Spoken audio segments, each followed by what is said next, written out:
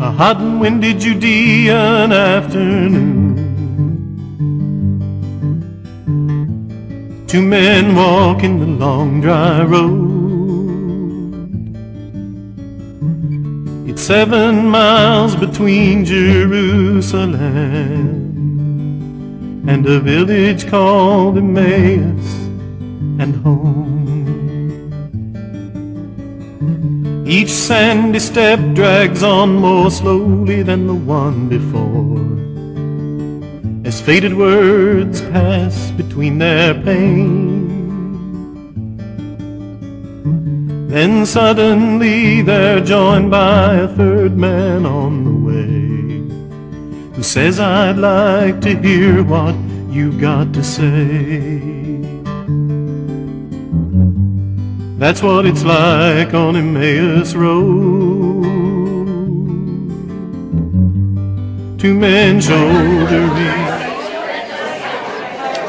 We're doing a video moment. Yeah. We are to the... Good evening. How is everyone tonight?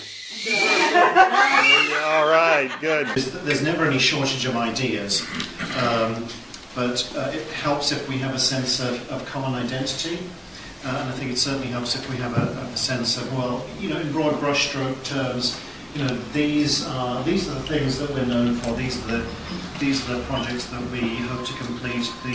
How about you three? We're kids. To Mexico, we build houses, 3 to 4 houses for the poor. They're very, very simple structures. As you can see from some of the pictures on here, the building phase, it's a concrete slab, 4 stucco walls, a window and a door, and a tar paper roof. Pretty much, it's very simple. This is where our Adelante Mujeres used to be, and we're going to be repurposing The room. Repurposing this room for our tweens. Oh.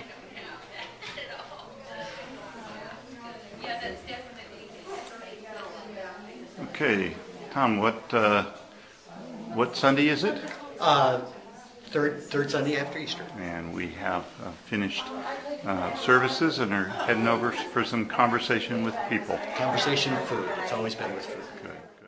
The tour will be coming last, and I think the discussion will do now, so that any of you who have to leave for classes or appointments or anything like that can be a part of the conversation for at least a while. I don't know how they're always answered, but I have learned over the years that they're always answered. They are, you know, our prayers are always answered. But it's hard to keep going back to the people and saying, okay, we need a few more. You know, just take out your checkbook. We need a few more. And several of us have started a new ministry at Resurrection. We're calling it Saving Creation, and we have a small green team that's growing. Do you plan to support efforts like that, and if so, how?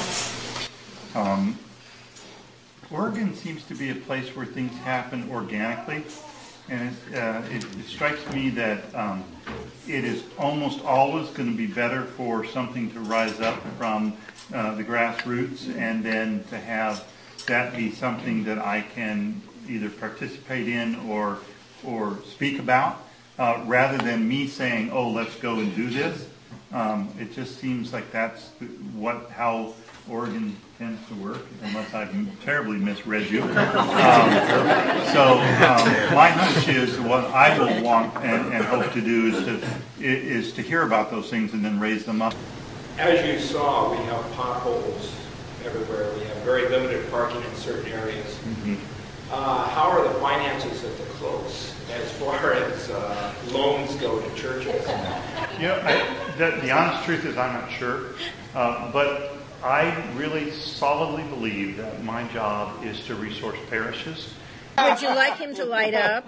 Yeah, put him in front of the Not everybody has a Jesus flashlight. There it is. Jesus, you are the light of the world right there. Shining his light. Take care. We'll see you.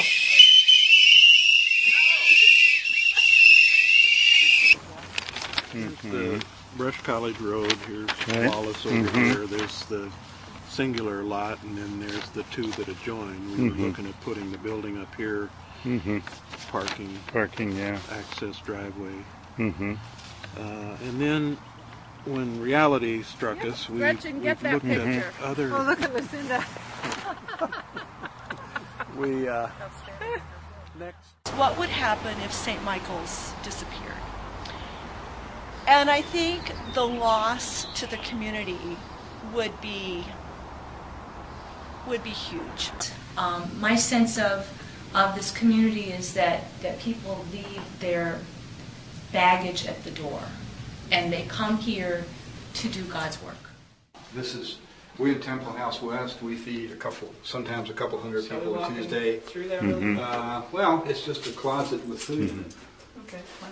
It's just, that we started with like a closet like this. And we And started then the making closet, meeting rooms. the closet gets bigger and bigger. I don't think yours will fit. There we go.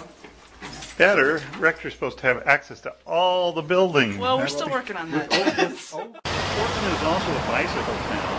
And to identify with that, other than riding our bikes, we have established the shrine. And this is for folks who have died. It's for the joy of riding. It's for the safety of all on the road, and it's to remember those who died in accidents.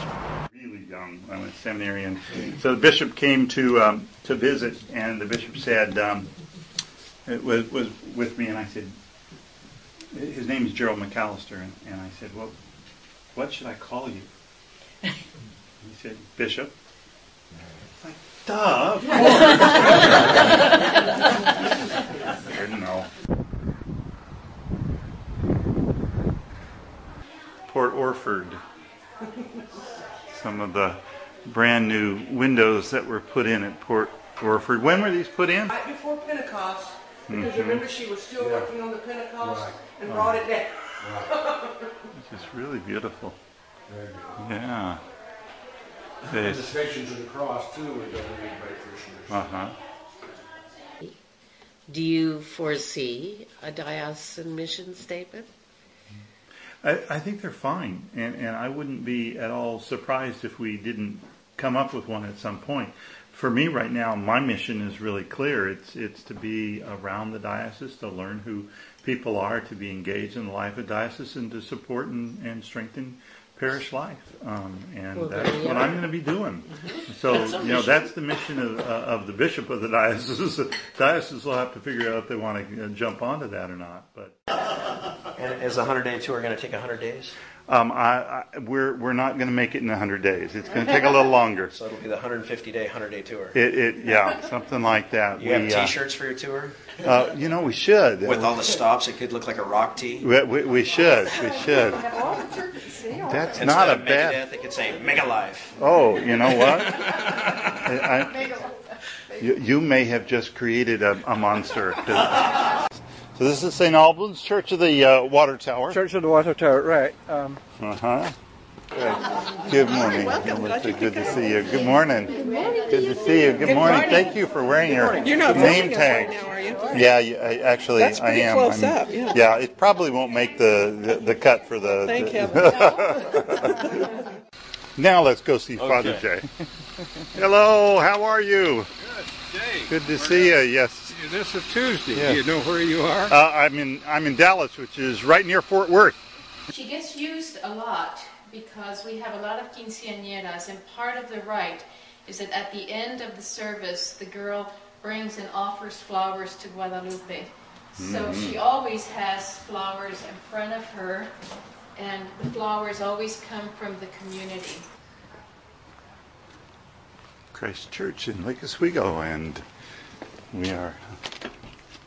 The doors are locked. The doors are not locked. Good to see you. I'm the director of our preschool. Good. Nice to meet you. Yeah. How you doing?